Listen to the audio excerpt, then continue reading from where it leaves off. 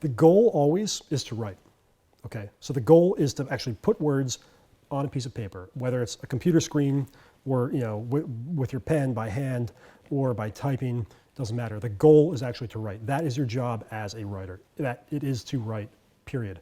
And anything that gets in the way of that goal is bad.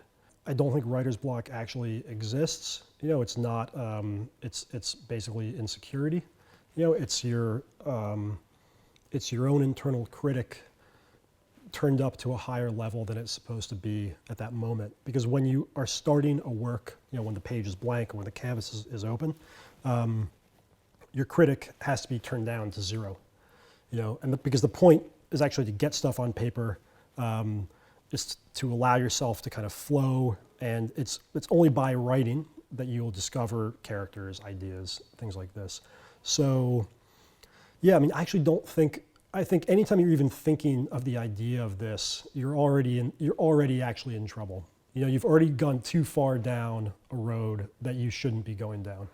Where most art comes from for most people is your subconscious, right? So it does not come from, you know, this shattering part. It does not come from the part of your mind that's verbal in any way. It comes from actually the larger part of the more powerful part of your brain, the thing that's actually more fundamentally you.